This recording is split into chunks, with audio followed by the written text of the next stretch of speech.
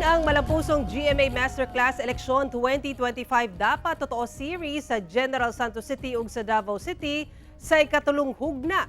Bisitaw na sab niini ang Cagayan de Oro City. Sayron ta mga pagpangandam didto pinaagi sa live report ni James Paulo Yap. James? Yes, Sara, 2,500 ka mga estudyante ang gilauman nga mo participate sa ikatulong hugna sa Mindanao leg sa GMA Masterclass Election 2025. Dapat totoo series. Nagpadayon karon ang ginahimong preparasyon para din sa Civic Center sa Liceo de Cagayan University kung asa ipahigayon ang usa sa pinaka-insightful nga panagtapok kauban ang mga award-winning speakers gikan sa GMA Integrated News ug GMA News Online.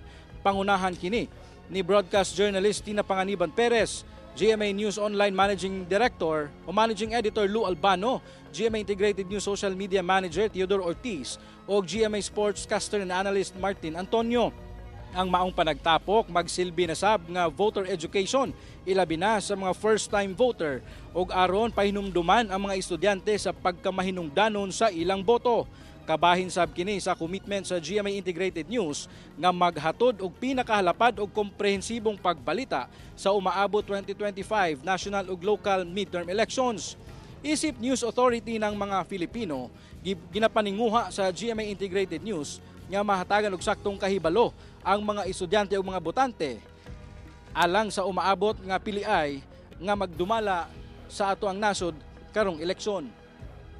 Sara, alas 9 sa buntag ugma magsugod ang GMA Masterclass Election 2025 dapat totoo series dinhi sa Liceo de Cagayan University ug ang host niini ang Sparkle Artist, ang GMA Sparkle Artist nga si Migs Almendras ug adunay special performance gikan kay The Clash Season 4 Grand Champion Mariano Sabel. Sara? Okay, dagang salamat James Paulo Yap.